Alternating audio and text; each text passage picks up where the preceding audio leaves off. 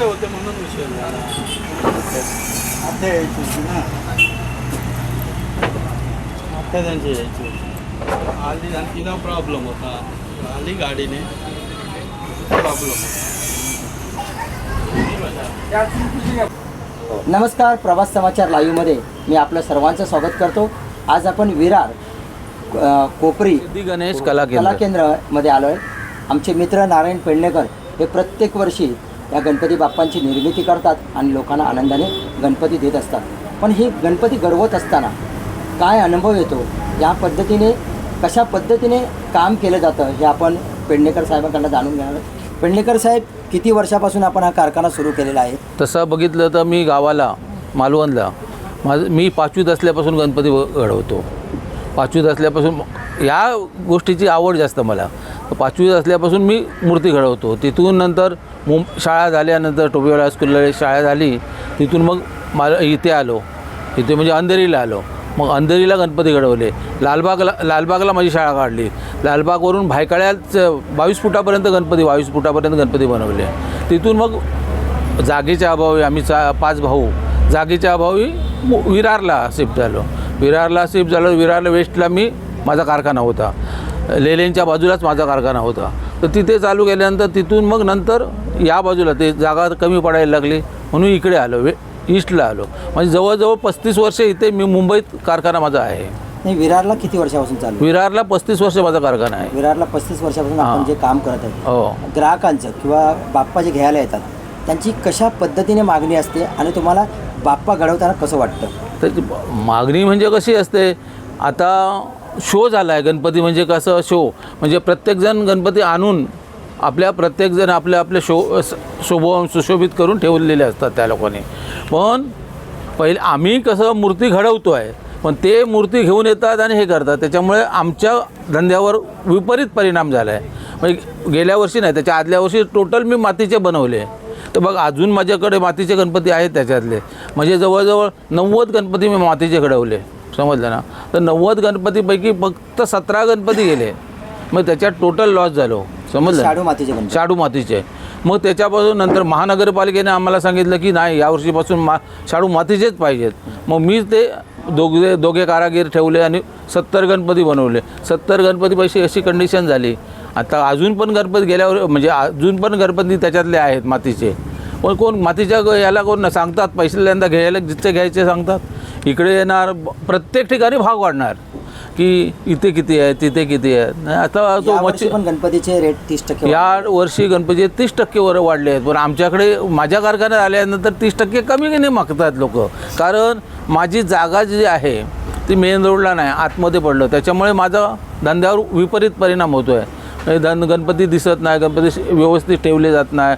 बाजूला फर्निचरवाल्याचा कारखाना असल्यामुळे तो धुळा येऊन त्याच्यावर बसतो. तर लोक विचारतात, काय हो, हे गेल्या वर्षीचे गणपती आहेत की नाही. असा धंद्यावर विपरीत परिणाम होत चालला आहे. त्याच्यामुळे एवढ्या वर्षाची कला जोपासताय तुम्ही. बोलात 5वीपासून या कारखान्याला आपण सुरुवात केली आणि एक छंद म्हणून करतो आणि गणपती बाप्पाची कृपा म्हणून आतापर्यंत तुम्ही काम करताय. पण हे काम करत असताना काय उत्साह मिळतो, आनंद मिळतो? काम करत असताना म्हणजे आपल्याला असं वाटतं की ज्या टायमाला आपण काम सुरुवात करतो तर आपण लहान मुलाला कसं लहानपणापासून लढायला लागलेला असतो, तसं आम्हाला ह्याचा छंदच लागला आहे. मुलासारखं आपण ह्याला जपत असतो. कुठे काय लागेल, कुठे काय मोडेल, कुठे काय होईल, हा मला खूप टेन्शन असतं. आणि गणपती आल्यानंतर आमचं मन संपूर्ण बनवून जातं. पण इथून गणपती गेल्यानंतर आमची कंडिशन एकदम बेकार असते. डोळ्यातून पाणी येतं. पण लोकांना सांगणार कसं? लोकांना सांगू कारण मी आता मेपासून सुरुवात करत होतो. पण यावर्षी जूनपासून सुरुवात केली गणपतीला. आता मेपासून मी गणपती, माझी परमनंट जागा हीच ठरलेली आहे. तर इथे मी बसून आपल्या गणपती करत असतो. पण यावर्षी जूनपासून सुरुवात केली आहे गणपतीला. गणपती ज्या दिवशी तुम्ही जसं असं बोललात की गणपतीचा कारखाना गणेश चतुर्थी दिवशी खाली होतो, मग त्याच्यानंतर आणखी काय व्यवसाय देवींचे? त्याच्यानंतर माझ्याकडे 34 देवी आहेत. त्या देवीच्या मूर्त्या घडवल्या जातात. त्या देवीच्या मूर्त्या म्हणजे मी त्या रेडीमेड घेऊन येतो आणि इथे फक्त पेंटिंग केलं जातं. मग तुमच्याकडे आता जसं आकर्षण झालेलं आहे की डायमंड वगैरे लावणं, त्याच्यासाठी जास्त वेळ जातो आणि चांगल्या प्रकारचं काय असतं, समोरच्या माणसाला ते हवं असलं मग थोडंफार करून द्यावं लागतं. मग मी स्वतःच करतो. कोणतरी कारागिरी मिळाला तर ठीक आहे, नाही तर मला रात्रंदिवस मला त्याची ऑर्डर आता घेतल्यानंतर ती ऑर्डर पुरी करावी लागते. अधिक हा सण असा आहे की उद्या देतो म्हणून चालणारा नाही, त्याच दिवशी दिलं पाहिजे. त्याच्यामुळे दिवस रात्र हे करून हे काम करावं लागतं आहे. समजलं. काय असं आव्हान कराल की तुम्ही बोलात की एवढ्या वर्षाची तुमच्याकडे कला आहे, आपला हा बिझनेस आहे हा, आणि बाप्पाची कृपा म्हणून आपण हा कारखाना चालवतो, तो जास्तीत जास्त वाढायला पाहिजे. नाही काय होतं आता, हा धंदा बिझनेसच झालेला आहे जिकडे तिकडे. आम्ही ही कला जोपासली कसे आमच्या ह्याच्यातून आली, उत्पन्न आले, पण आता ही बिझनेस सदरात झालं आहे. पण ह्याच्यामुळे आमच्या कलेला मातीकाम करणारे लोक त्यांना लोप झाला आहे. आता प्लास्टर ऑफ पॅरिसला आणि त्याचे आता आमच्या कसे थोड्या मातीच्या मूर्त्या असल्यामुळे थोड्या रफ असतात. प्लास्टरची मूर्ती बघितली तर एकदम फिनिशिंग चांगली असते. समजलं. त्याच्यावर पॉलिश पेपर मारला की हे होतं. आता आम्ही जर मातीच्या मूर्तीला पॉलिश पेपर जर मारायला गेलो तर आतमध्ये बारीक कण असतात, ते कण बरं बाहेर पडतात. त्याच्यामुळे कसं फिनिशिंग एकदम परफेक्ट मिळत नाही. कुठं कटचली मातीची फिनिशिंग मिळत नाही. प्लास्टर ऑफ पॅरिससारखे. अधिक काय लोकांना आता काय नुसती शो झाला आहे, मला असा पाहिजे गणपती. उंदराळ बसलेला कोण गणपती घ्यायलाच बघत नाही. कोणाला गाडीवर पाहिजे, कोणाला उडता पाहिजे, काय अशी गणपतीची विटंबना चाललेली आहे. गणपती असं नाहीच आहे. समजलं. गणपती हा कुठे आहे? फक्त कोकणात आहे, गावात आहे गणपती. हा गणपती म्हणून गावातच पूजला जातो आहे. इकडे फक्त शो. तुम्ही हे करताय, गणपती पुजताय म्हणून मी गणपती पुजतो. तुमच्यापेक्षा मी सरस व्हायला पाहिजे म्हणून उडता गणपती घेऊन या, काय नाही असं गरुडा असं चाललंय. तुम्हाला असं वाटतं का, आपण आता ज्यावेळी मुंबईला पाहतोय, कोकणात तिथे सण चांगल्या प्रकारचे लोकांना आकर्षण होतं, आतुरता वाटते, सगळे तरुण मंडळी कोकणामध्ये जातात, म्हणजे ती कोणाला सुट्टी देऊत नको देऊ. पण आजची ही चढावड चाललेली आहे, 5 फुटावरून 10 फूट, 10 फूट 15, 21 फूट, 25 फूट, म्हणजे ही चढावर आहे. बाप्पांचा जसं तुम्ही बोललात की आता तो खेळ चाललेला आहे. आपण मनापासून जी श्रद्धा आहे, मग ती छोटी मूर्ती असो किंवा मोठी, त्या पद्धतीने पुजली पाहिजे असं वाटतं. पण आज ही एक बिझनेस झाला आहे. मंडळांचा एक मोठा उत्साह सोडून ते 8 दिवस मौज मजा करावा असा हा उत्साह वाढतो. ही प्रथा कुठेतरी बंद झाली पाहिजे. हे 20 फूट, 25 फूट, 50 फूट असं तुम्हाला वाटतं का? ही प्रथा बंद झाली पाहिजे, पण ते काय होऊ शकत नाही. कारण का कंडिशन अशी आहे, प्रत्येकजण आपापल्या मताने चालतो आहे ना. समजलं. आमची मंडळ वगैरे आहेत, वसई विरारचं आपलं मंडळ पण आहे, मूर्तिकार संघटना आहे. पण त्या जेवढं प्रत्येकजण अगोदर मिटिंग घेऊन सांगतात असं करूया तसं करूया, नंतर मग ऐन वेळेला सगळेजण आपल्या कारखान्यात बसतात, गपचूप बसतात, नाही नंतर आपलं काम करत असतात. नमस्कार मित्रांनो, सर्व गणेश भक्तांना मी आवाहन करेन की आपण पाहिलं की पेडणेकर साहेबांच्या आपण ह्या मूर्ती कारखान्यामध्ये आल्यानंतर आपण असे बघितले की शुभम असा एक बाळ चांगल्या प्रकारचा गणपती घडविला गेला. परंतु खरोखरच ही खंत त्याने एक खरी वस्तुस्थिती सांगितली आहे की गणपतीचं महत्त्व काय आहे आणि आपण त्या गणपतीची कशा पद्धतीने पूजा केली पाहिजे, ही वस्तुस्थिती आज राहिलेली नाही. प्रत्येकाने आपलं मंडळ मोठं व्हावं, आपलं नाव मोठं व्हावं म्हणून प्रत्येक वर्षी प्रत्येक दिवशी चढावड करताना पाहायला बघते.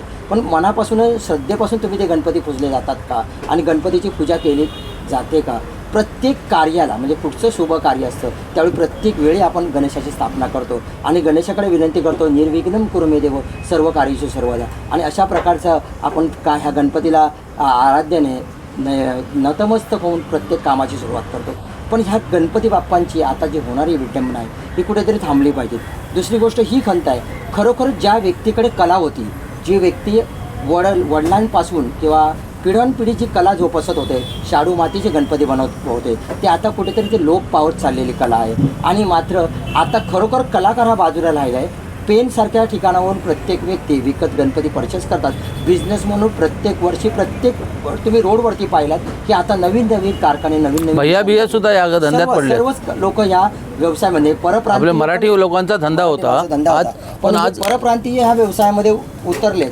आणि अशी सिच्युएशन झाली की ते मार्केटिंग व्हायला लागली आणि खरोखरच कलाकार आहे ज्याला खरोखर स्वतःची कला दाखवायची, ही कला कुठेतरी लोप पावत चालली आहे. मग भविष्यामध्ये ही कला लोप पावत चालणार आहे की बिझनेस म्हणून ह्याकडे पाहिलं जाणार आहे, हे हा येणारा काळ ठरवेल. आणि ही जी चढावर चाललेली आहे, गणपतींची विटंबना चालली आहे, ही कुठेतरी थांबली पाहिजे. आज आम्ही पेडणेकर साहेबांच्या गणेश मूर्ती कारखान्यामध्ये आमचं वसई तालुका भंडारी समाजाचं एक मंडळ आहे, जी संस्था आहे, ही त्यांच्या कारखान्याला आम्ही भेट दिली आणि पाहिलं की खरोखर ते कशा पद्धतीने काम करतात, किती महिन्यापासून काम करतात आणि त्या कला जोपत असताना म्हणजे एवढी 35 वर्ष मुंबईला कला, त्या अगोदर बालपणापासून त्यांना लागलेला छंद ते जोपत असतात.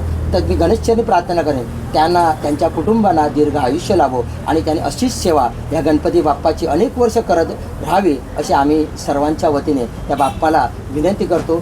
जय हिंद, जय महाराष्ट्र. पुढील व्हिडिओ पाहण्यासाठी प्रभात समाचार यूट्यूब चॅनलला सबस्क्राईब करा.